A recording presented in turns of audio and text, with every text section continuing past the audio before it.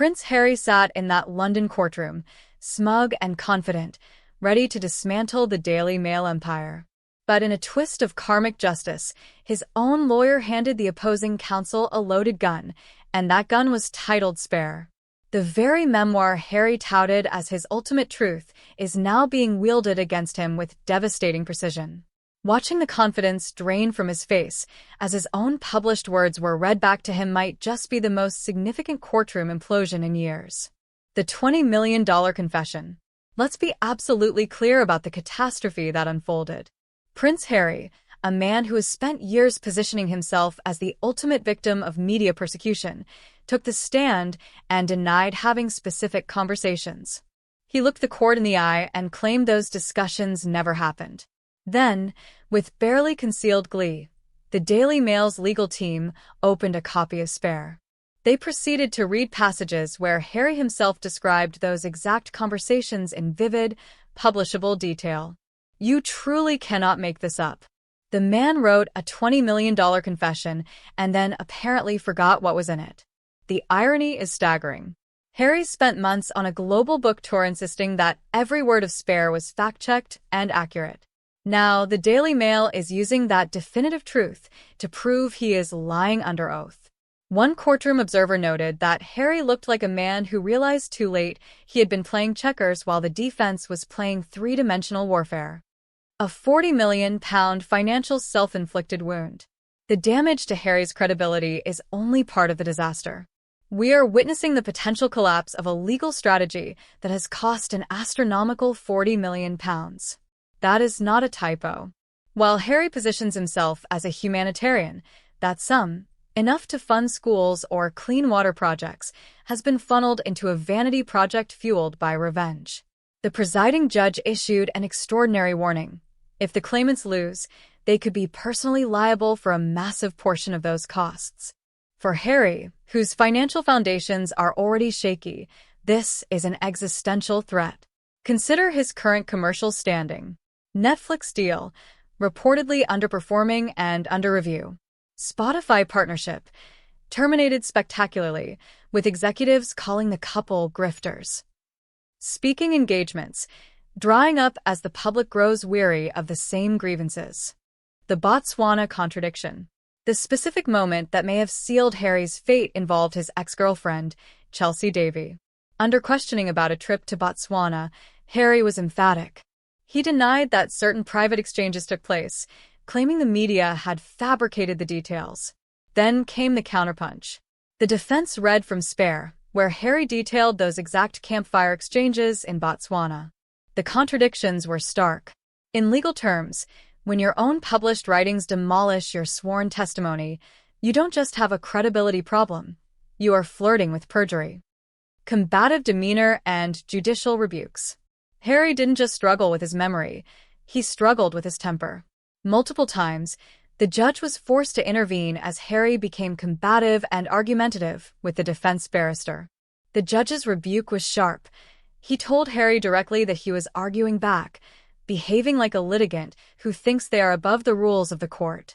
Observers described Harry's body language as suggesting barely contained rage. This isn't the behavior of a man seeking justice. It's the behavior of a man seeking a fight. Each time the judge had to step in, Harry's standing in that courtroom took another hit. The rehearsed tears.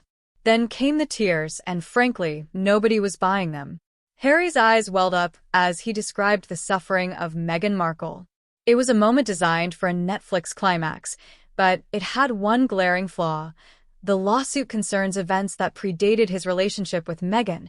He was crying about a person who was essentially irrelevant to the specific legal claims at hand. Furthermore, the tears appeared during the friendly questioning from his own lawyer, leading many to conclude the display was literally rehearsed. When a room full of seasoned journalists unanimously concludes that a prince's tears are tactical, the performance has failed. The height of hypocrisy. The audacity of Harry complaining about the commercialization of his life is breathtaking. He sat in court lamenting that the Daily Mail turned his pain into a product, while he has built a $150 million empire doing exactly that. Spare. $20 million advance. Netflix deal. $100 million. Spotify deal, $20 million. As one commentator noted, no newspaper has ever cashed in on Harry's private life more effectively than Harry himself. He isn't a victim of commercialization. He is its most successful practitioner. The never complain, never explain myth. Harry's central pillar, that the royal family prevented him from suing, has been utterly demolished. He claimed he was shackled by palace policy. Yet, the record shows that Prince William successfully sued media outlets for privacy violations multiple times while serving as a working royal.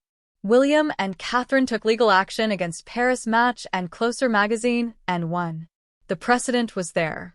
Harry either lied about being prevented from suing, or he was so disengaged from his own family that he didn't notice his brother winning multiple lawsuits. Either way, the victim narrative has collapsed into quicksand. Deafening silence from the king. Perhaps the most pathetic revelation was Harry's behavior outside the courtroom. Sources confirm that throughout his London visit, Harry checked his phone daily, hoping for a text or call from Prince William or King Charles. The silence was deafening. After years of calling his family racists on global television and exposing their private conversations in his book, Harry seemed genuinely shocked that they didn't want to meet for tea. This disconnect from reality suggests a level of denial that no legal victory could ever fix. The final act of self-destruction. What we are witnessing is a man in the midst of a complete and total implosion. Spare contradictions. Proved he cannot keep his story straight. Judicial rebukes. Exposed his lack of self-control. Financial peril. Threatened his lavish lifestyle. Family estrangement. Confirmed his absolute isolation. Each attempt Harry makes to set the record straight only results in him digging the hole deeper. He has traded his birthright for a mess of pottage, and now the pottage is running out. Royal Time of Hollywood wants to know your thoughts. Do you think Harry can ever recover from this courtroom humiliation?